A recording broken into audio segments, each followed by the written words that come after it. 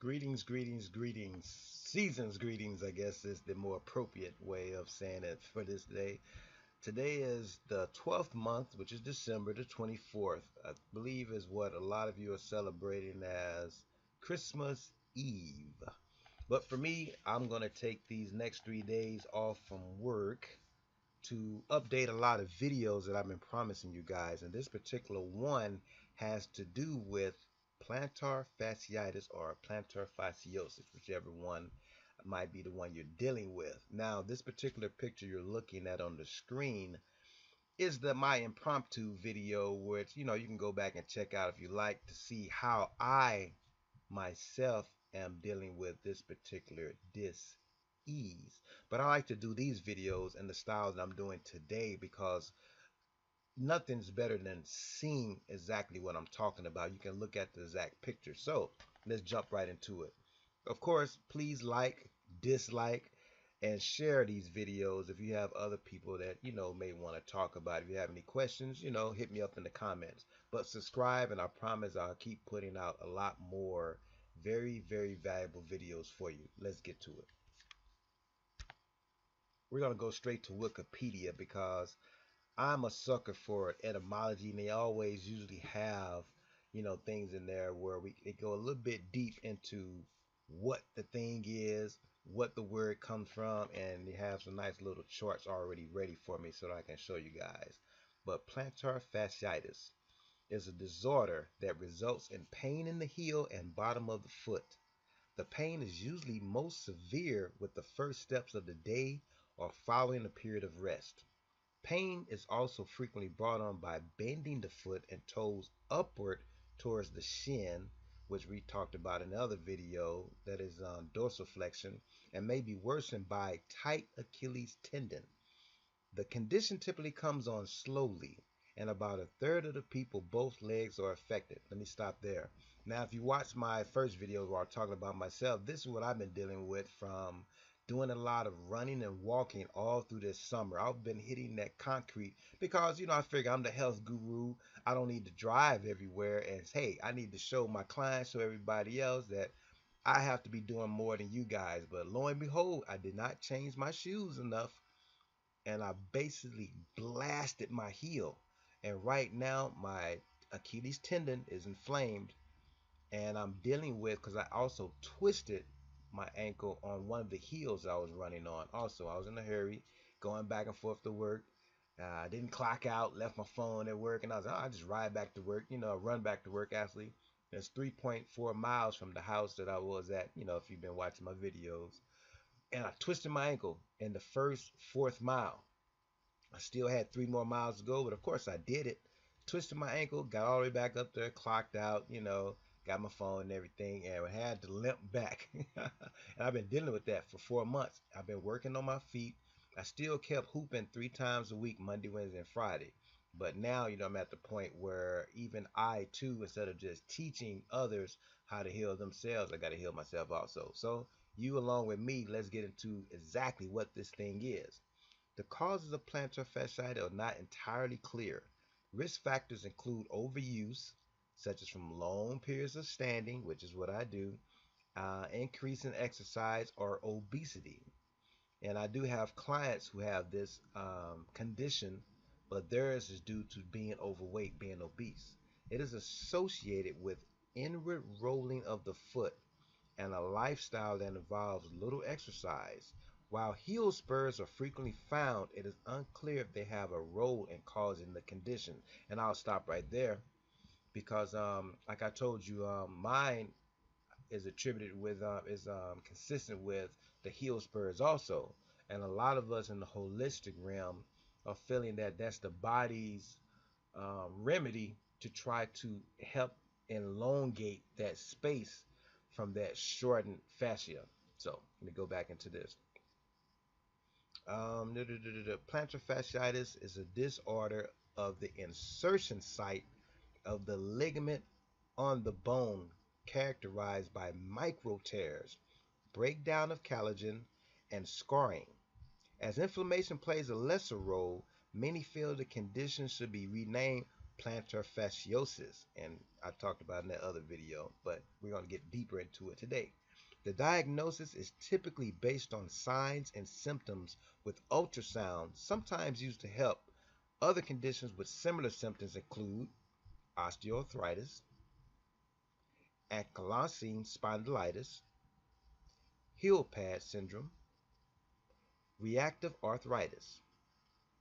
Most cases of plantar fasciitis resolve with time and conservative methods of treatment.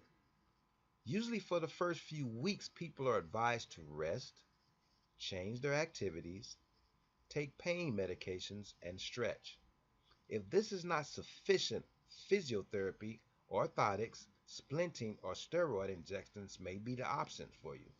If other measures do not work, extracorporeal shockwave therapy or surgery may be tried. Between 4 and 7% of people have heel pain at any time in their lives, and about 80% of these cases are due to plantar fasciitis. Approximately 10% of people have the disorder at some point during their life. It becomes more common with age. It is unclear if one sex is more affected than the other. Of course, during my research also, I did notice that sometimes a lot more women, and then it changes with the ages also with men. A lot of them are athletes, but you'll find out, that I think between the age of 35 to 65, you'll see a lot of men, and a lot of them usually are athletes, who are having these problems. But let's check out the over here. We got the chart. There's your heel bone right here, and this is where most people see the pain. Here, look at this, 52% feel it right here. So when you're diagnosing yourself, now of course, all of my videos, I have to say this, I should have said it in the beginning, all of these videos I have to say, this is all about education, educating yourself. Work with your healthcare physicians. I'm all about that. I'm into holistic health, but I'm also about working with people who have a specialty. I have a specialty, and I figure, they got all the nice instruments and things like that. I don't mind working with healthcare professionals who also understand I'm coming from a holistic background and I want holistic remedies. You know what I'm saying? So I'm telling you too, not to sit here and just diagnose yourself, but it would behoove you to do that along with getting that second opinion. Because when it all boils down, it is you. If surgery is chosen, I want you to understand it's you who chose that surgery. If different chemicals, different other, whatever. You know what I'm saying? I was about to get into all the cancer stuff, but let's stick with plantar fasciitis. This is about you, people. This is for educational use only. Educate yourself so that you can make the best options, make the best decisions for what options you're going to take to remedy yourself. But check this out. Some people feel it up in here, but most feel it right there. So when you go to the doctor's office, they start pressing in this area to see if you feel pain. And they're usually right. You know what I'm saying? If you do feel pain right there. I'm going to go a little bit further because I'm going to show you some videos of some other people beside myself who are a little bit more famous. They got a lot more views and they've been in this industry helping millions of people. I've helped hundreds, but they've been helping millions of people. So check this out. Signs and symptoms. We're going to go through this just so you can get a better background than the video I gave you that's speaking off the top of the head. When plantar fasciitis occurs, the pain is typically sharp and usually unilateral, 70% of the cases. Heel pain is worsened by bearing weight on the heel after long periods of rest. Individuals with plantar fasciitis often report their symptoms as most intense during their first steps after getting out of bed or after prolonged periods of sitting. Improvement of symptoms is usually seen with continued walking. Rare but reported symptoms include numbness, tingling, swelling, or radiating pain. Typically, there are no fevers or night sweats. In plantar fascia, if the plantar fascia continues to be overused in the setting of plantar fasciitis, the plantar fascia can rupture.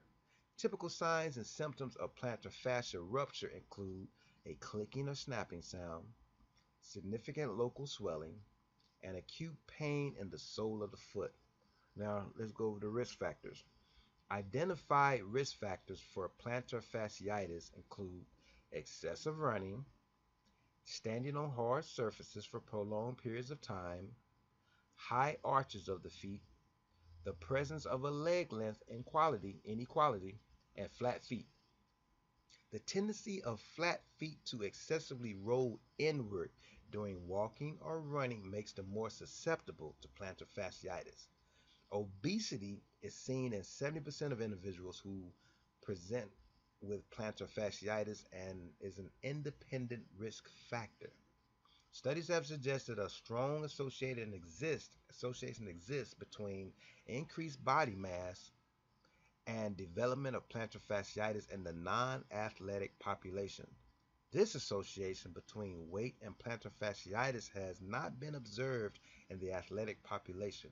Achilles tendon tightness and inappropriate footwear have also been identified as significant risk factors. Now, if you heard me talking in my video, I've hit all of these points except for the obesity point. I was wearing the same shoes. I was getting it, making my little videos, going back and forth to the gym, even 12 o'clock at night during the day, doing my thing, trying to, teach and save the world. I'm talking about helping a million people lose weight, but I was not taking into account of just changing out my own shoes. And I have the so-called flat feet. So with the flat feet, I was running and walking all day long on the concrete. Then I would go to work at night between from like the hours of 12 to 7 in the morning, standing on my feet all day, working on my feet, and I got the flat feet. You know what I'm saying? And I'm running on hills and rocks and sand and all this type of stuff too. That's where my problem came in. Pathophysiology. The cause of plantar fasciitis is poorly understood and is thought to likely have several contributing factors. The plantar fascia is a thick, fibrous band of connective tissue that originates from the medial tubercle, an anterior aspect of the heel bone. From there, the fascia extends along the sole of the foot before inserting at the base of the toes and supports the arch of the foot.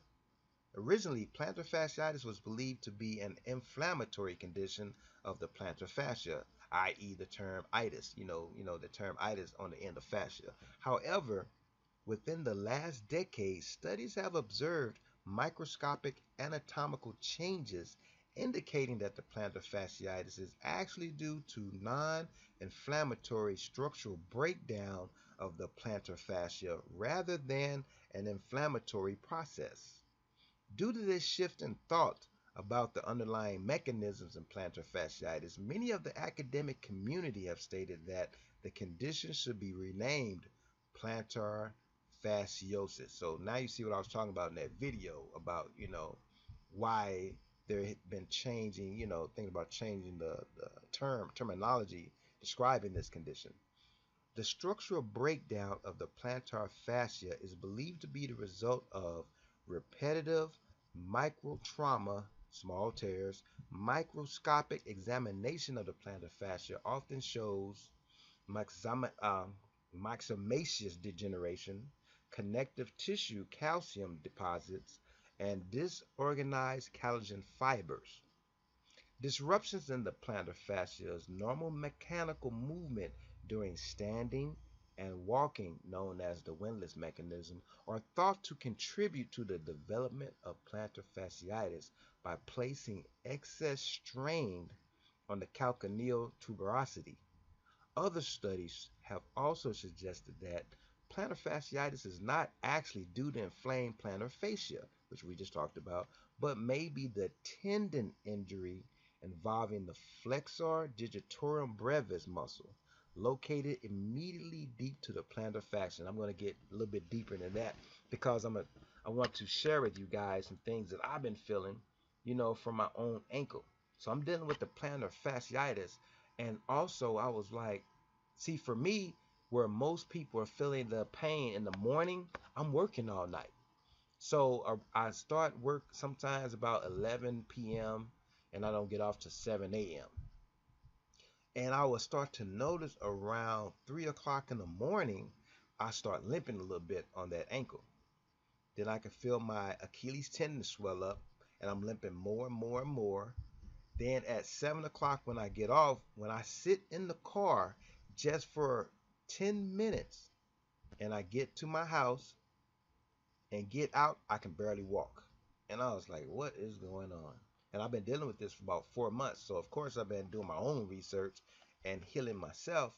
But when I go to the Western medical doctors, oh, you just got a sprained ankle. And I'm like, no, that doesn't make any sense. A sprained ankle doesn't just hurt at certain times like that and get to the point where you can't walk on it at all after resting. That doesn't make any sense. So I knew whatever I was dealing with, I had most likely ruptured, torn, degenerated ligaments and tendons in that ankle, along with the inflammation of my Achilles tendon, also with the bone spurs and with the plantar fascia being ripped apart with the micro tears. That's most definitely what I was dealing with. And I looked at those shoes when I was doing this research, and I said, let me check out my shoes because they look fine. On the outside, I'm looking straight down at them. I took off my shoes and looked at the bottom of it, and I saw how I was wearing the shoes, on the sides of them. So my foot was turning, inward and outward, depending on how I was running and what type of surface I was running on. And even though I put inserts inside my shoe, I had three types of inserts in my shoes. I have to probably go get something made, or I'm gonna show you some videos to show you. It's basically more about strengthening up the muscles in the feet. For those of us who believe, like myself, I'm born with flat feet, got fat feet in the family. Just like I'm telling people about diabetes, it's most likely your lifestyle and the type of shoes you've been wearing most of your life that's in the family. And man, I took out those inserts and there were holes all the way through all three of them.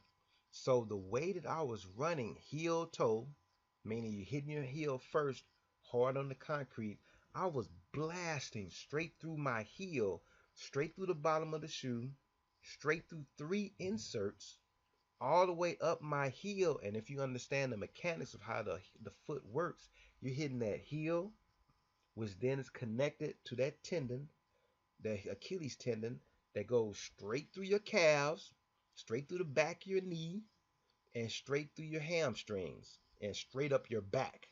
You know what I'm saying? And it goes like that, and that's why people are thrown off. It can destroy your whole system. But yeah, let's get back into it though. Diagnosis. Plantar fasciitis, because I want to get into some videos for you guys too.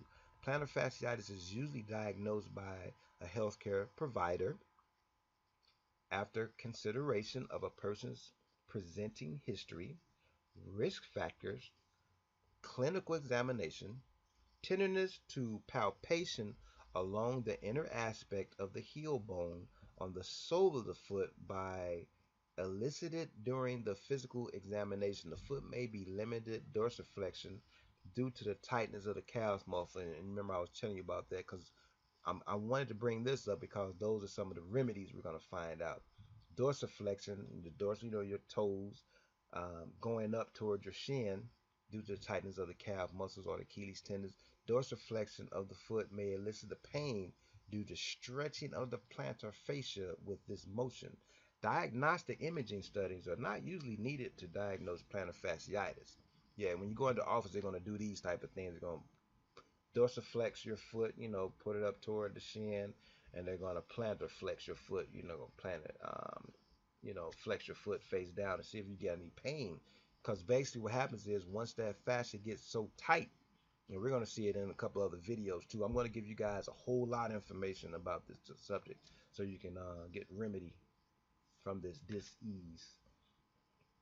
Bilateral heel pain or heel pain in the context of a systemic illness may indicate a need for a more in-depth diagnostic investigation. And I wanted to talk about this too, because some of you may be dealing with something other than this.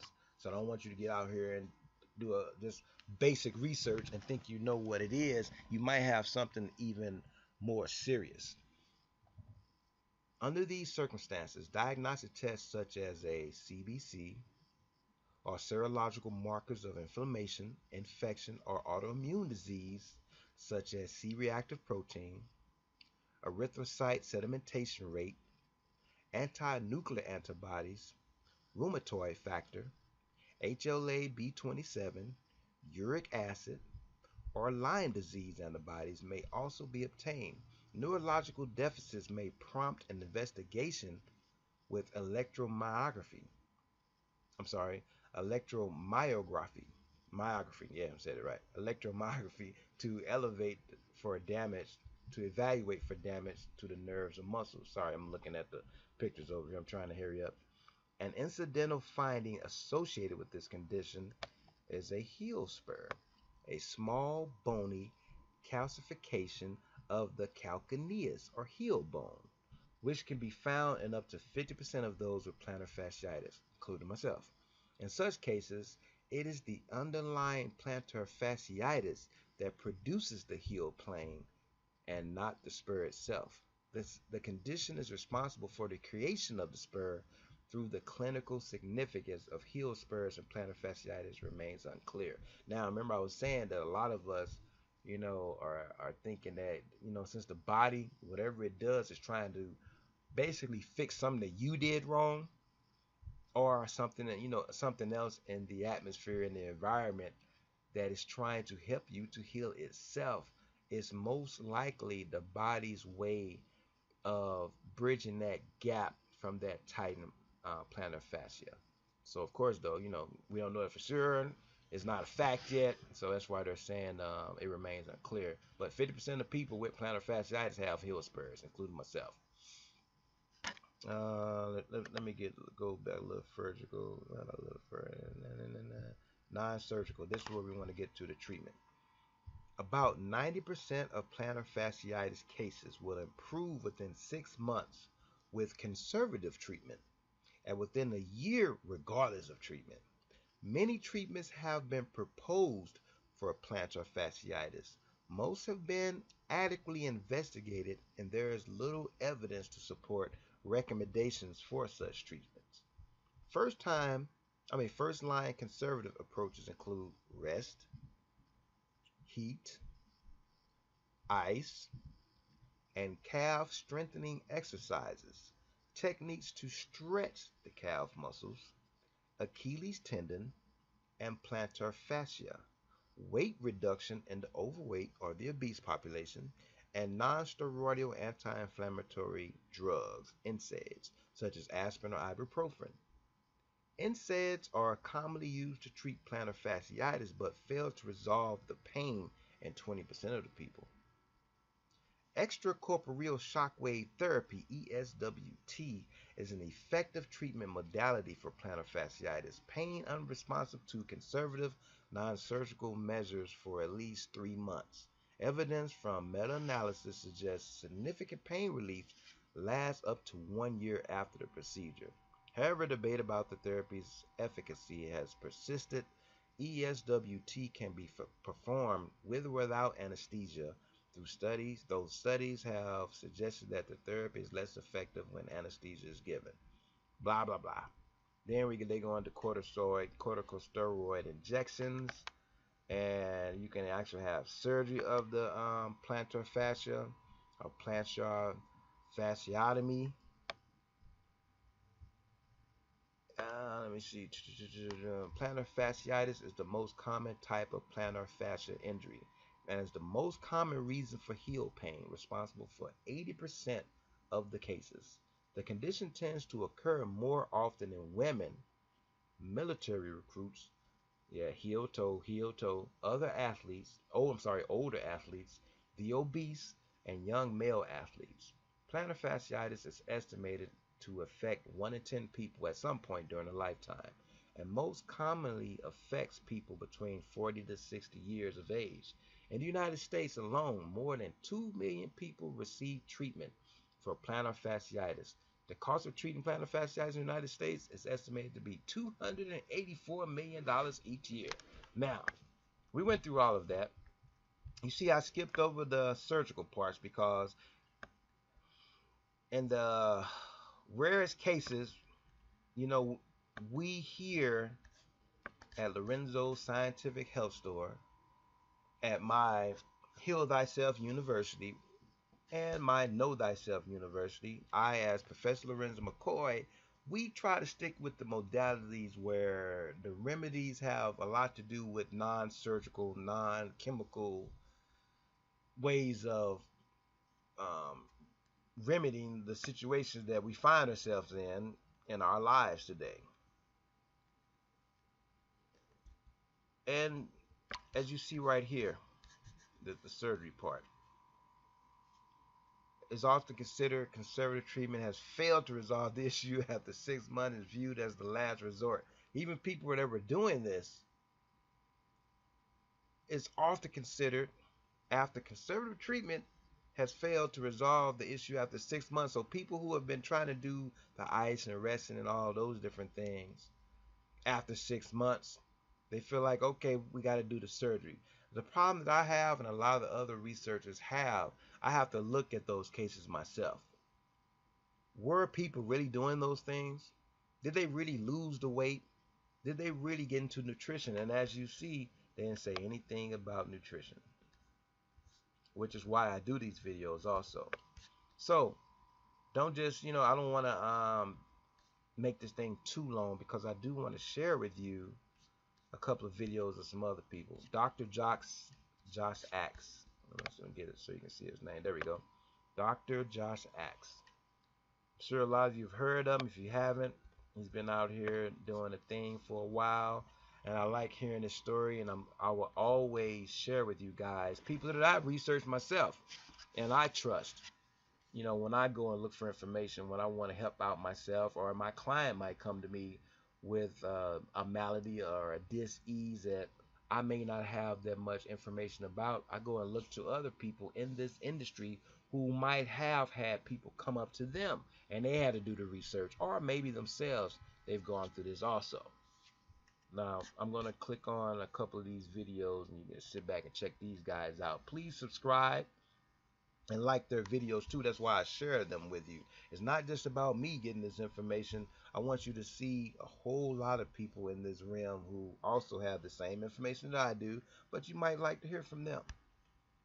Hey guys, Dr. Axe here. Today I'm going to share with you my secrets to curing plantar fasciitis. And I can tell you from being a triathlete myself, over the years I've struggled with injuries and pain like plantar fasciitis and IT band syndrome and other injuries that for most people they have to live with for a long time. But what I did is I did research, found the natural cures and natural ways to really improve plantar fasciitis. Now there are 4 secrets to curing plantar fasciitis. Number 1, doing deep tissue work on the area. Number 2, stretching. Number 3, there are actually nutritional foods and supplements that can cure plantar fasciitis. And last but not least, strengthening the muscles of your feet. So let me go through the 4 ways that you can cure your plantar fasciitis. Number 1, deep tissue massage. Now, you can hire a massage therapist, or the cheapest, most effective way to do it is either get a tennis ball, a baseball at home, or my favorite is a rolling pin, and put this right under your foot here like so. You can do this barefoot or with a sock on,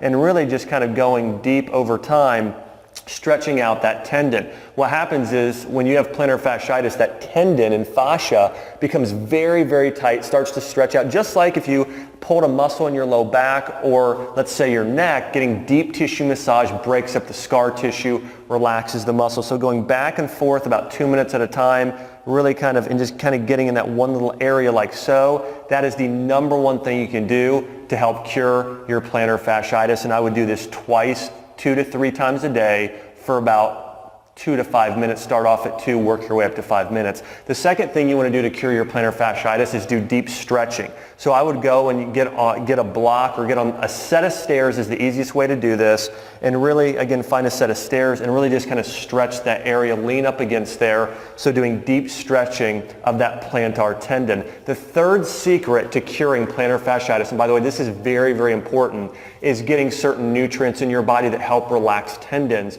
Those nutrients are, number 1, magnesium. Magnesium is essential, doing about 500 milligrams a day. I would do 500 milligrams right before bed. That relaxes that muscle. That's the number 1 nutrient for healing plantar fasciitis. Also, along with magnesium, doing vitamin B5, it's called pantothenic acid. That's been shown to help relax the muscle and help heal the plantar tendon. Number 3 is fish oil. Getting more omega-3s in your diet can also help heal that area. So remember magnesium, remember vitamin B5, and also doing, as we talked about, fish oil. And then vitamin C can also help with the absorption of B5, another good thing to do, but make sure you're following an anti-inflammatory diet. Getting those supplements will help relax that plantar tendon. And last but not least, one of the main causes of plantar fasciitis is actually not wearing the right type of shoes and having weak foot muscles. You know, our bodies were meant to be moving barefoot. You know, that's our original design, is walking barefoot, where a lot of these shoes today, they cause us to compensate and only use certain areas of our foot. And so actually most of our feet muscles get weak. And so actually walking around barefoot or switching over to barefoot shoes, these are the original Vibram shoes that I have, these sort of barefoot shoes. They actually really strengthen your tendon. Now what I wear today are these Merrells, which don't have the 5 fingers, but they still have this Vibram bottom. So this is more of a barefoot shoe. But wearing barefoot shoes will help strengthen your calf muscles. It'll help strengthen one of those many little muscles within your feet. It's going to help raise your arch. So that's really going to help strengthen your foot, long-term help improve your plantar fasciitis. And by the way, slow into this when you're wearing barefoot shoes. I recommend just starting off 1 hour, maybe even 30 minutes during the day. Over time, kind of work your way up. You know, a lot of people do barefoot running today. You may even work into that a little bit. But just remember this, there are 4 cures to fix your plantar fasciitis. Number 1, as we've talked about, doing deep tissue rolling on the area with either a tennis ball or a rolling pin. Number 2, doing that stretching for about a minute to 3 minutes, 2 to 3 times a day. Number 3, nutrition. Listen, your body needs certain vitamins and minerals to relax the muscle. Magnesium, fish oil, very important, as we talked about, and vitamin B5. And last but not least, switch the shoes you're wearing. Start getting out, walking barefoot, wearing barefoot-like shoes. You do those 4 things, you're going to relieve that pain there and that tendon that can get so tight, and you're going to relieve plantar fasciitis. Hey guys, if you like this video or you want to learn more of my health tips like proper running form, how to burn fat, lose weight, how you can check out the info here on how to subscribe or check out more of our information on drax.com. So that was Dr. Axe. So as you see, he's saying a lot of the same things I was telling you guys. You know, and I know I have my clients, I add on with the rolling pin, and what I do myself, I just get a bottle of water and I freeze it because I like to get that ice to numb that area. It feels a little uncomfortable at first, but as you start rolling your foot on that ice, you are breaking up that scar tissue like he was talking about, and then that ice will begin to numb that area also. It feels pretty good after a while. Now let me go to another person, another site that I would like to share with you. These 2 guys right here, pretty funny guys. Physical Therapy Video is the name of their particular YouTube channel. They have thousands probably of videos, and very sound, scientific, because that's what I'm into. I'm not into people just doing fad things. I like to understand the science behind why you do certain things. But these guys, they upload every single day, and I'll let them go ahead and give you some information also right quick. Listen to this. Physical therapist on the internet. Hi folks, I'm Bob Schrupp, physical therapist. Brad Hank, physical therapist. And together we are the most famous physical therapists on the internet. In our opinion, of course, Bob. All right, Brad, today we're going to talk about 1-minute plantar fasciitis exercises that you can do and tips for, and believe it or not, studies have shown that they get 83% of the people, this ends up in a cure. Okay. It may take 1 to 2 months, but if you just do these stretches alone, 83% of the people got better. Okay, great. Or got cured.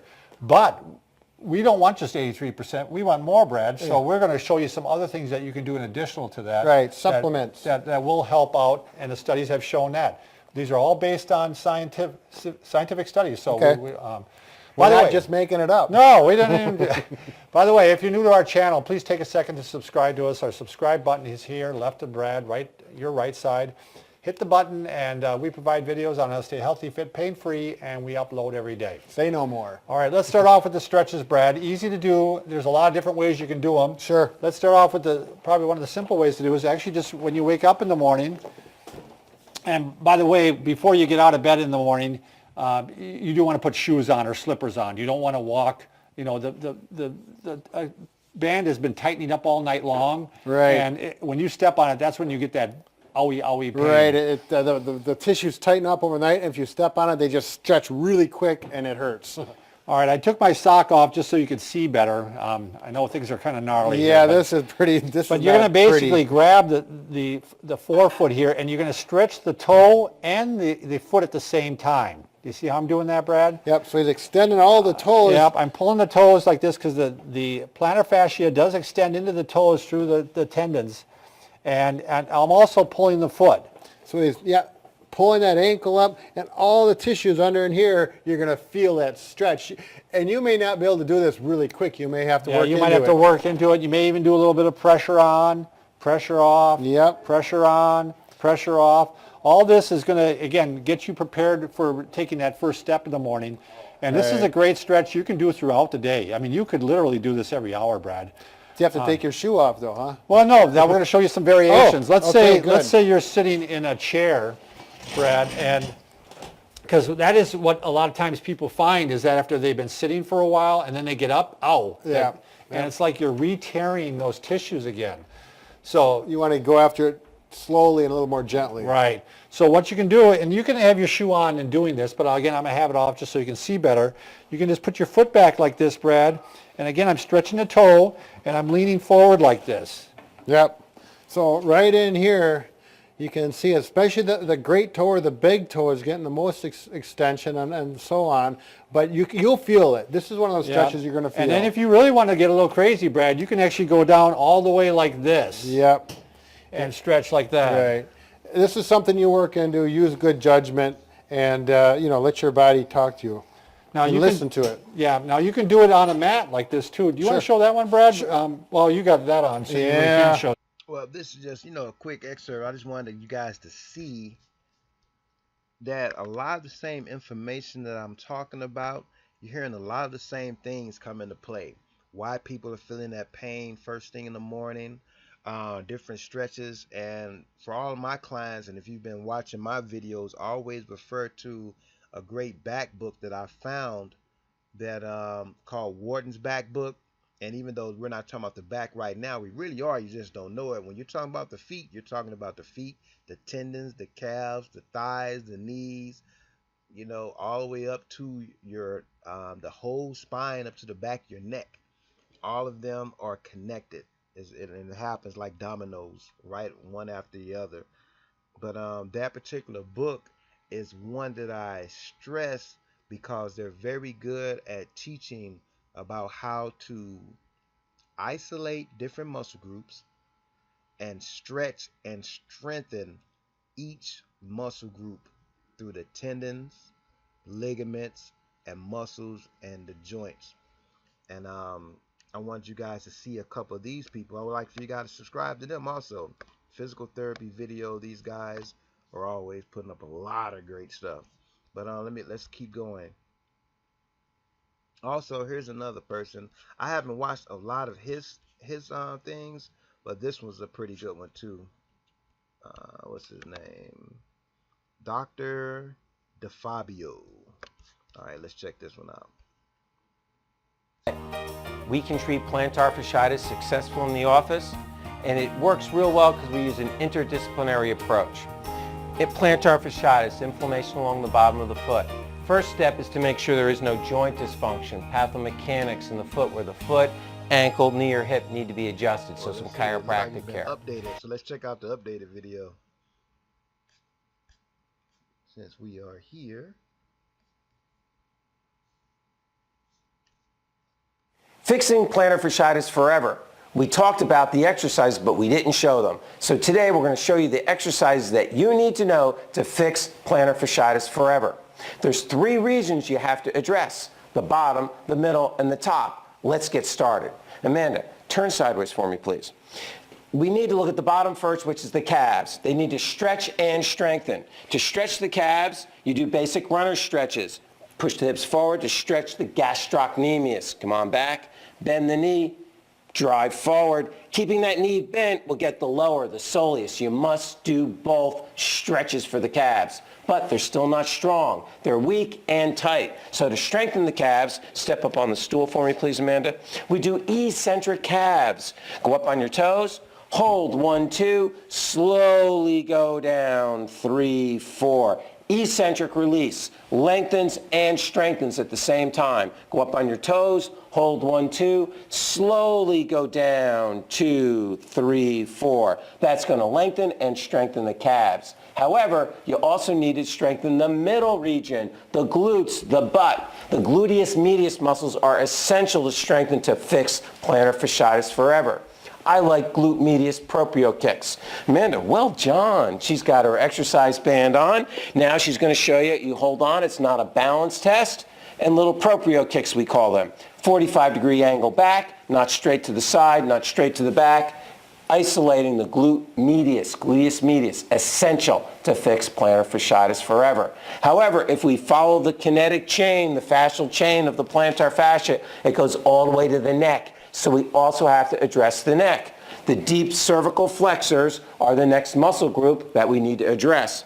And that's dropping the chin down. Exactly dropping the chin down. She's standing. Gravity's pushing her head forward, so she's not doing any work. But I want you to see the chin has to go down. So with a stretch band, drop your chin down to your chest and come on back. Drop your chin down to your chest and come on back. Drop the chin down to your chest. I love doing this one lying down, actually, because you're fighting gravity. Those are the exercises you need to know to fix plantar fasciitis forever, from the bottom to the middle, all the way to the top, to the neck. How much? 3 sets of 15 to 20, once a day, then progress to twice a day, then progress to 3 times a day. You can get more aggressive with all of those, but stretch and strengthen the calves, stabilize the hips and the glute medius, and strengthen those deep cervical flexors. That's the DeFabio difference. I'm Dr. Donald DeFabio. All right, so that was Dr. Fabio, or Fabio as he's pronouncing it. Did you know that we can video treat plantar fasciitis successful in the office? And it works real well because we use an interdisciplinary approach. Plantar fasciitis, inflammation along the bottom of the foot. First step is to make sure there is no joint dysfunction, pathomechanics in the foot where the foot, ankle, knee, or hip need to be adjusted, so some chiropractic care. Second is to decrease the inflammation in the plantar fascia and to lengthen all of the muscles in through the calves because there's no tension on it down here. You can do that at home using an intracell stick, works really well. Beyond using the intracell stick, in the office we use a procedure called Grafton. We put a little lotion on the skin, just kind of rub it on a little bit as a lubricant. Then we take a stainless steel instrument and we work over the tissues to break down scar tissue adhesions, to lengthen the tissue, and in terms of plantar fasciitis, to create elasticity and to drive blood into the area. And by driving blood into the area, it helps promote healing. We need to work the calves because when the calves are tight, it causes the foot to do this. You go and stand, the foot does that. If this doesn't lengthen, it gets mad. If you still have to be on your feet while this is healing, sometimes we have to prescribe an orthotic, a custom molded footbed that goes underneath the foot to support the arch, and we cut it out a little bit with an extra pad to give you some support over the plantar fascia. And if you have a heel spur, we can do that. So a little bit of Grafton. We'll also stretch it and ice it and stim it in the office. And then our go-to to help you get some really quick, adequate, and effective pain relief is we use a combination of kinesio tape with sports-specific taping. All right, SPRT taping. So a little bit of kinesio tape around the heel and foot, just for a little bit of protection, some support. Then we take some rigid tape, Leukotape, around the Achilles, wrap it around, a lot of authority to pull that heel forward. And by pulling the heel forward, it takes the pressure off the plantar fascia. Then we'll do one from the other side. We wrap it around, bring it around, tape it down. And you get that little dimpling effect in through here. We've shortened up the tissues, taking the pressure off the plantar fascia. This can stay on 3 to 5 days. Shower with it, bathe with it. If you have to go swimming, we have to do other things to help it hold on if you're a triathlete and just training. So, plantar fasciitis responds extremely well to the integrative approach of chiropractic, soft tissue work, rehabilitative exercises, specific taping, and myofascial release. I'm Dr. Donald DeFabio, and now you know.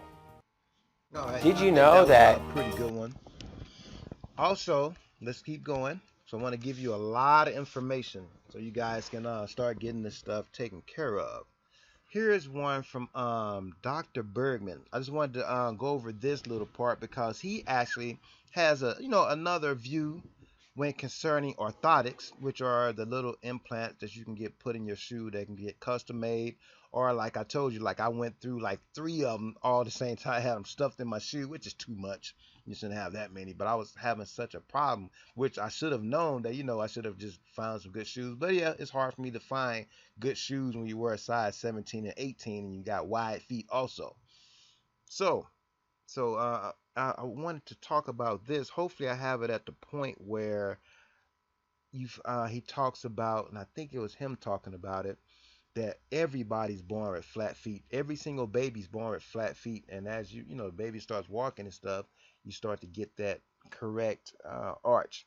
But I want you to hear a little bit of what he has to say about this. Now this one is dealing with what causes bunions and stuff, but he does, if you go ahead and watch this one, let's see if I can see.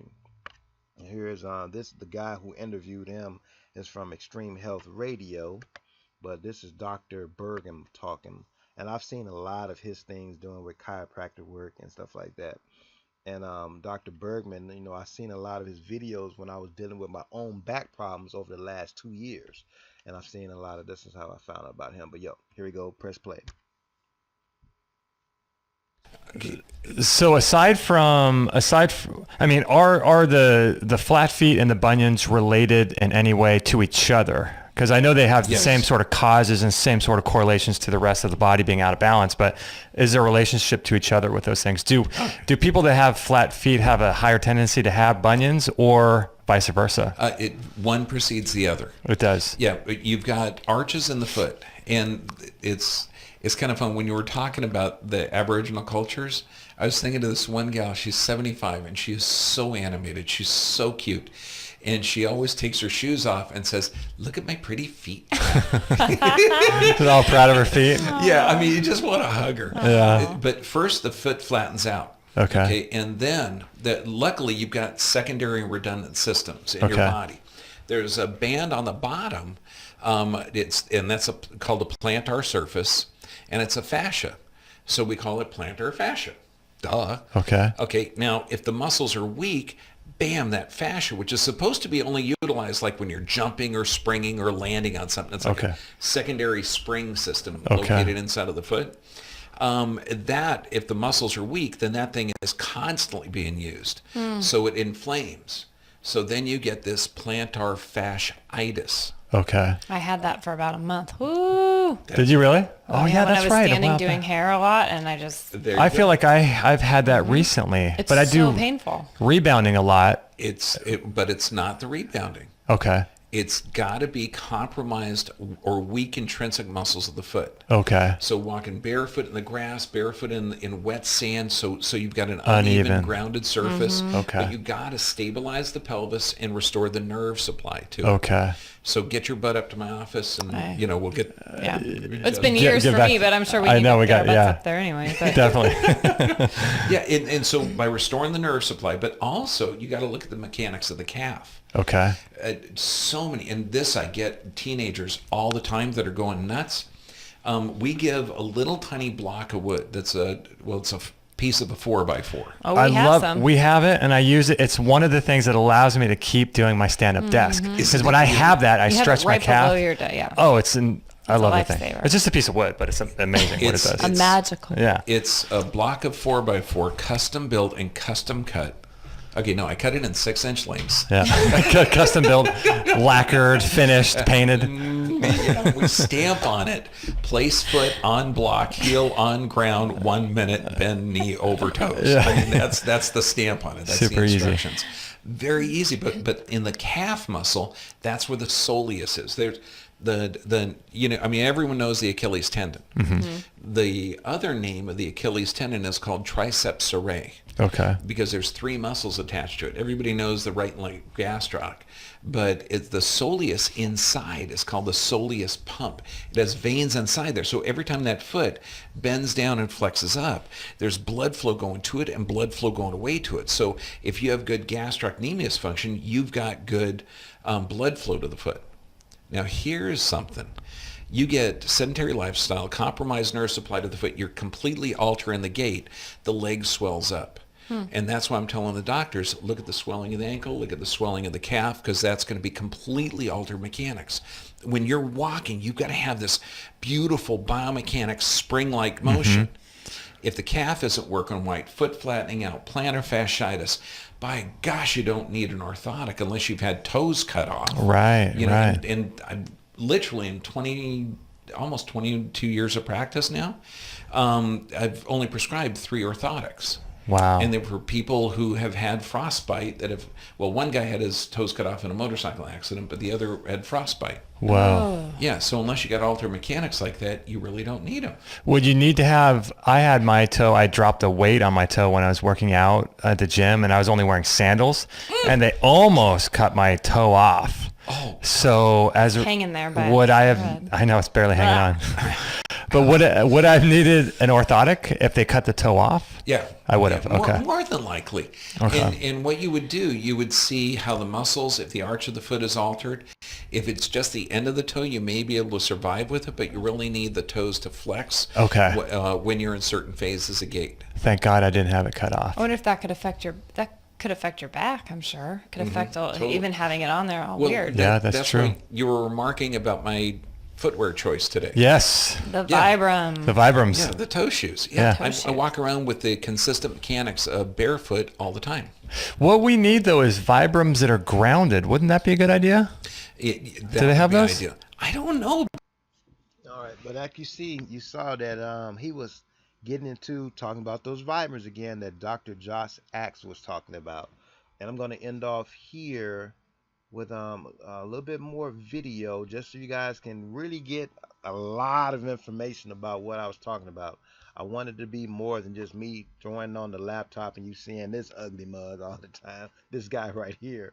But I want to show you a website that I found after I myself have been going to the doctor's office because I wasn't getting any relief. You know, they mean well, but they really don't always like for you to sound like you know what you're talking about. So when I said I know I don't have a sprained ankle, oh, you probably have a sprained ankle. I said no, it's not a sprained ankle. When I told them I had a Baker cyst, which is the video I'm going to do after this, I'm going to go deeper into the Baker cyst. How you know you have that? You know, we're going to get into that. But here's a site right here I want you guys to check out. Foot Pain Explored. Now, once again, it's about you doing your own research. So when you do go back to your doctor, you can ask, you know, you can sound, number one, you can know what they're talking about so they're not talking over your head.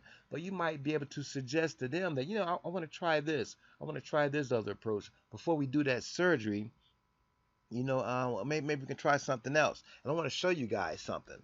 Because my particular injury, I am dealing with the plantar fasciitis, or actually plantar fasciosis, because it's most likely parts of the tendon and the fascia that have been stretched, you know, and have micro tears in them. But I also noticed that when the pain starts coming about 3 or 4 o'clock in the morning, my baby toe started burning, and I get this burning sensation on the other side of my foot also, and it swells up, and I can see my foot swelling up, and I can see my tendon swelling, and the pain goes from my baby toe all the way across, you know, the lateral part of my ankle, which is like the outside of the foot going to the outside of the body, and going up my tendon all the way up into my calf. And I'm going to show you what I figured out it was right here. Let me see. Now, this particular site, I'm not going to get too deep into it because we can spend 10 hours just on this. When I was looking at trying to figure out the different ankle injuries and stuff that that you can have, ankle sprains, let me see. And I like this one because it goes into exercises. As you see, it goes into the plantar fasciitis and everything. But I want to show you because there might be someone else too who has the problem that I'm dealing with right now, that I myself, instead of doing surgery, I'm healing on my own also. Okay, here we go. Peroneal tendonitis. I guarantee you this is what I'm dealing with. Peroneal tendonitis is a common cause of pain around the back and outer side of the foot due to inflammation, irritation, or degeneration of the tendons. Tendons are strong cord-like structures that link muscles to bones. Now, anybody that's ever taken a class on health and stuff like that, it is very good for you to know the difference between muscles, joints, tendons, and ligaments. Like it's saying right here, tendons are the strong cord-like, structures that link muscles to bones. So, and you'll see the other one is for muscle to muscle. But in order to move, our muscles contract, which pulls the appropriate tendon, which in turn pulls on the appropriate bone. That's how you get movement, with tendons. Tendonitis, which is inflammation of the tendons, occurs when the tendons are overused or placed under too much tension, usually from repetitive movements causing a strain on the tendon. Microtrauma from repetitive tension on the peroneal tendons causes damage to the tendons, resulting in peroneal tendonitis.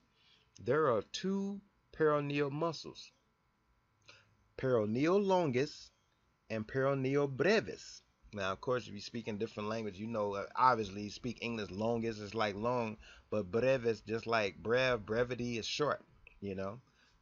They run down the back of the fibula through a groove on the outer side of the ankle behind the lateral malleus.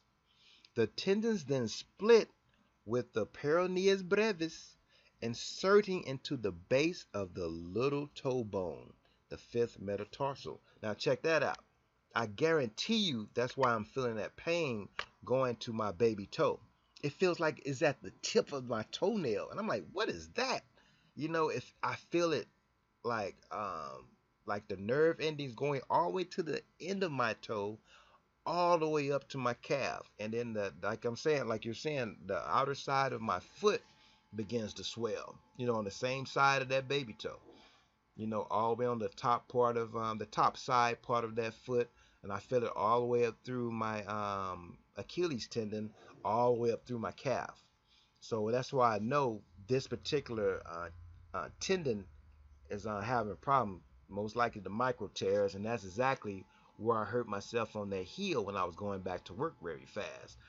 I tore something right there. Now there are two, the tendons then split, the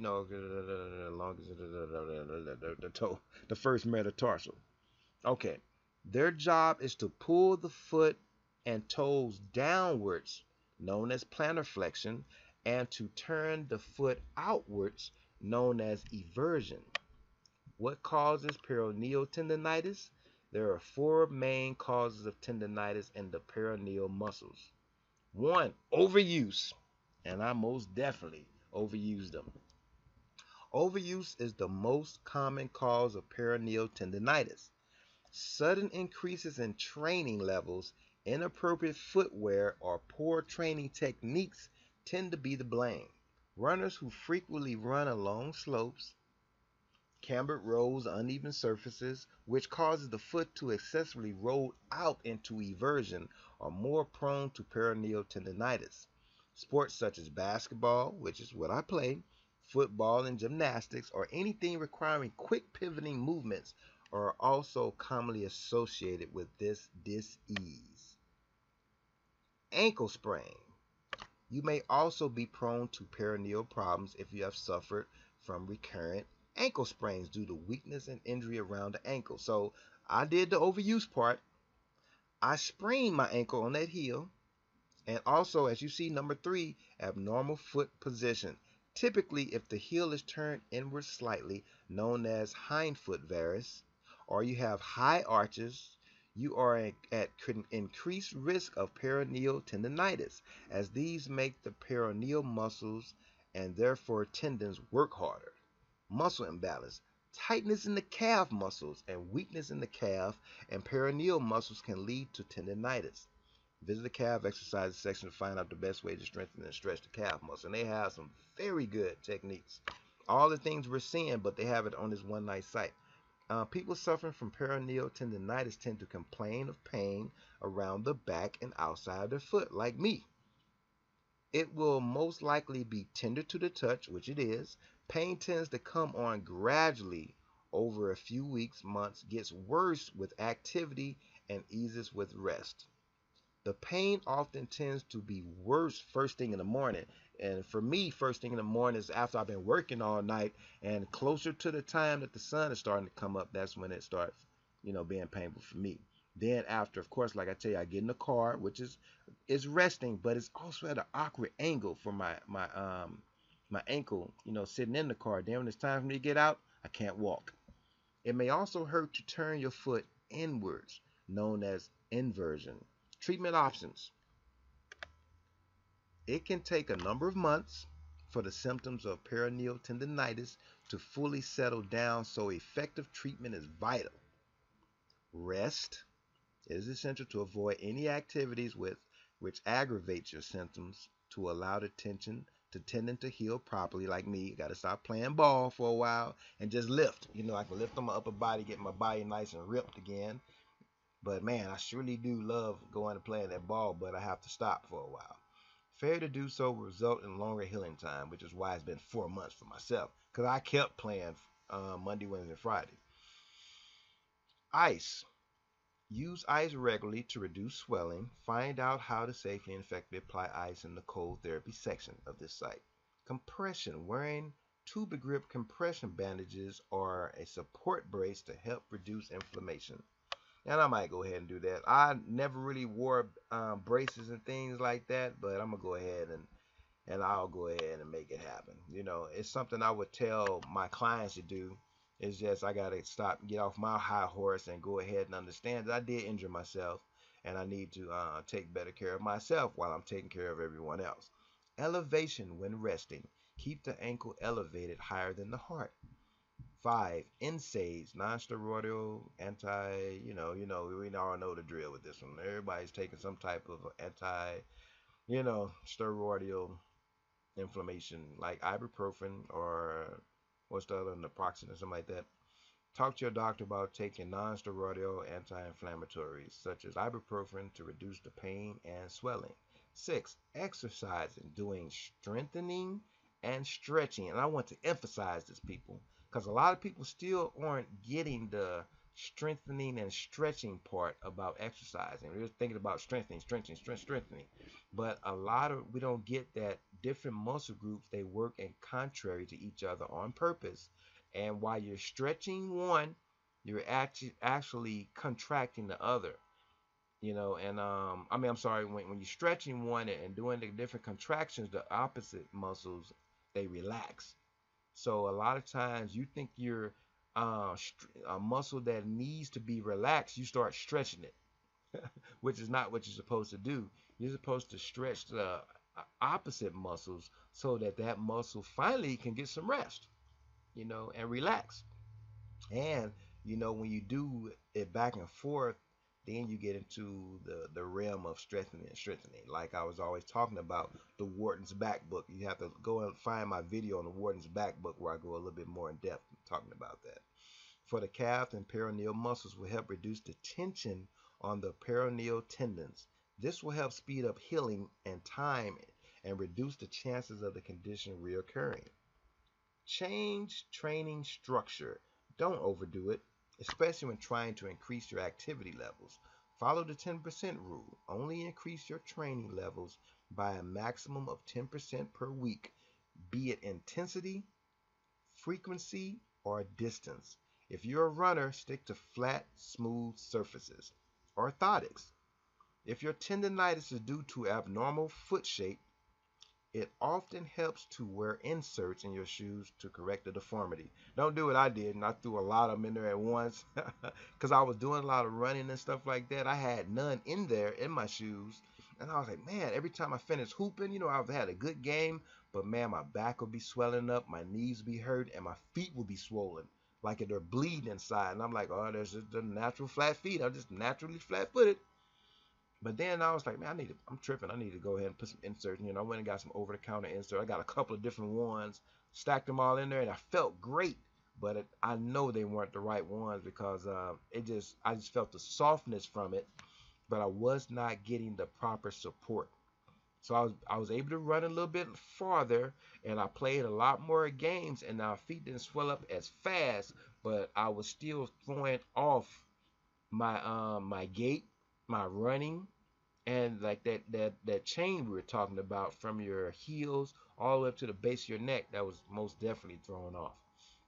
And over time, even though it felt softer, I was still destroying my whole chain. So that's what your orthotics. Ideally, you should see a podiatrist who can evaluate your foot and ensure you have the right insoles for you. Using the wrong insoles may end up causing more problems. That would be me. Also, I did see at Walmart, they've got this self-diagnostic thing. Now, of course, you always want to be able to go to the doctor, but I get it. All the time, you may not have time and you want to do something right now, and I think it's only like $50. I'm saying only $50. Yes, it's more than the $10 ones that you can get. But I'm going to, before I do any surgeries and things like that, I'm going to go ahead and step on, I believe it's a Dr. Scholl's machine they have in certain Walmarts and other stores where you can sit there yourself and it will give you a printout on where your problem areas are while you're standing on this thing. And I already knew, but it was interesting when I stood on that machine and saw all the red highlighted irradiated areas were all across my foot, and it was saying, yes, you're flat-footed. But it was interesting. You can see on the screen exactly what parts of your feet are touching. And you stand on these, you hold these little two poles, and you put your feet on there barefoot, or in your socks. You don't want to be in there barefoot. Everybody put their feet on it. But it will tell you which orthotics are right for you. And I think I'm going to go ahead and go back and get those. At least that's the closest I can get to having orthotics. Now, of course, I'm going to use Dr. Bergman's information too. It's all about getting your feet strengthened. But until then, I'm going to have to wear something while I'm at work all day and all night, stand on my feet. And when I'm going to the gym, even though I need to stay away from the court, now I'm going to try to, because I have a torn meniscus, which I'm going to talk about in this next video with the Baker cyst. Acupuncture. Acupuncture can sometimes help to reduce the pain associated with tendonitis, but needs to be combined with other treatments such as exercise to stop the pain from coming back.